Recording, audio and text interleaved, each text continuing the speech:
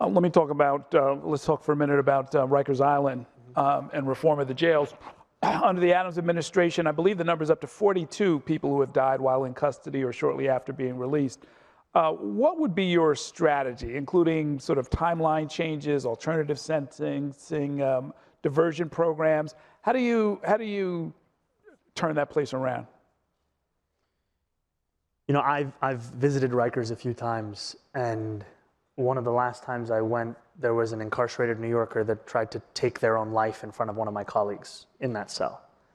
The despair on Rikers Island has been well known to many of us for quite some time, and yet it is despair that has only been heightened under this current mayoral administration.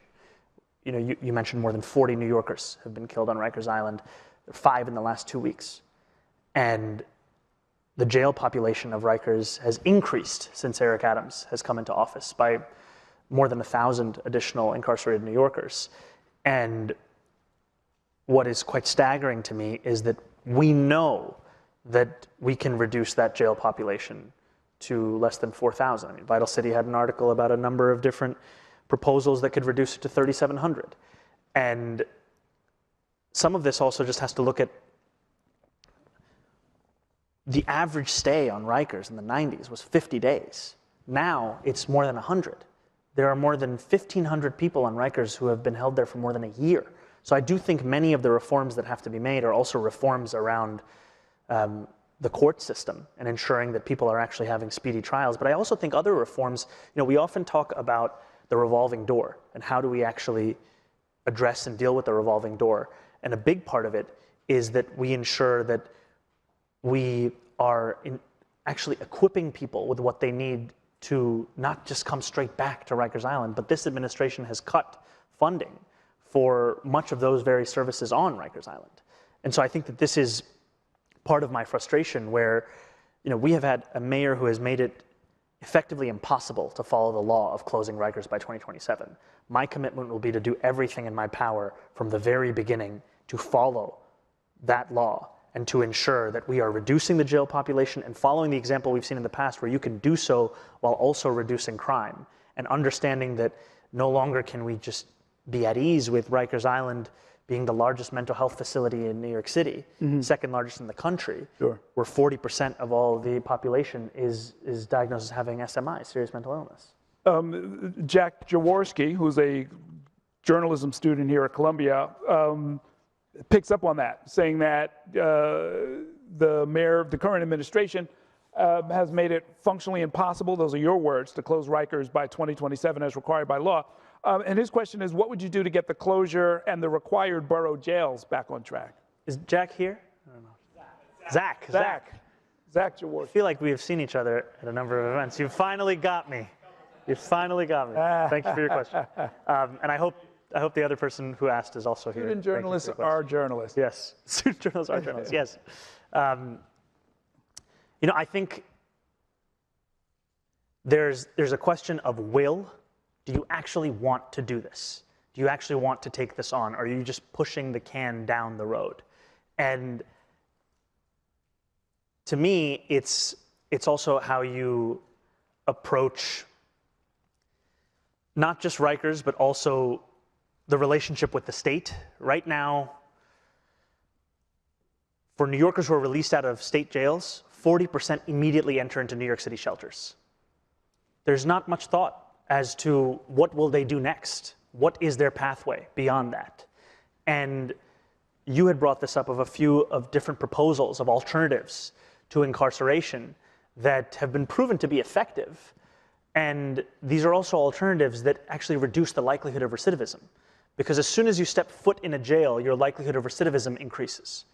And we need to be guided by these outcomes, by this evidence, because so often as it pertains to jails and prisons and crime, we are only willing to speak about this in the discourse that we've had politically for the last few years, as opposed to what works, what doesn't work, and how can we ensure that, you know, these statistics, they are both horrifying, and these were the statistics, you know, these have been the statistics we have become inured to over the last few years. I mean, going to Rikers, I mean, the peak of the crisis, when I first came in, was in my first year, in 2021. And going there and having to fight to even visit and trying to be convinced by anyone who had any power that I shouldn't go, that we shouldn't organize this. And then going and knowing that whatever we were seeing was a sanitized version of what actually existed, because everyone knew that we were coming. And yet, even amidst that sanitized version, seeing the despair amongst so many. And the fact that, you have people who have waited 2 years for a trial. How does that make any sense? And it's not a question of fiscal imperatives, because it costs the city more than $500,000 a year to keep someone on Rikers Island. And if you have such a large population of New Yorkers with SMI on Rikers Island, you then have to ask, what's the best way of actually engaging and dealing with SMI? And I have been quite taken by the clubhouse model, by fountain houses. The fountain house that we have here in New York City, I think there are about 16 clubhouses. They are centers, peer-led rehabilitative centers for New Yorkers with SMI. They have been proven to reduce hospitalization by up to 45%, increase employment rates by 50%, decrease loneliness by 56%, and actually reduce the cost of Medicaid when used for those members by more than 20%. And the cost of an entire year's worth of service is $4,000. That is 3 days on Rikers Island. How does it make sense that we are willing to invest in this, but we are not willing to invest in this? And some of this is a question of funding, but even in the bureaucracy, Mayor Adams put forward restrictions in an RFP that made it difficult for a smaller size clubhouse to even be possible. Right? It's a lack of interest and a lack of will at both the bureaucratic, the technical, and also the questions of funding. Well, also at the political level, right? When a fountain house or a similar proposal comes up in a neighborhood and folks want to march in the streets, go to court, call the mayor names, say you're destroying our quality of life, what are you going to say to those people? Well, I will tell them that I have been called many names in this campaign, and some of them are by my opponents who just can't seem to say my real name. But part of this is you have to be willing to fight for these policies.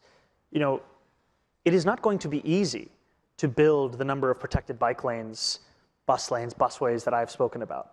It means you have to be able to actually stand up and understand that there will be opposition, and yet that oftentimes that is a magnified opposition that in terms of sound and impact, it dwarfs the sentiments of the more than 1 million New Yorkers who ride that bus traveling at an average speed of 8 miles an hour. Look at the Fordham bus lane.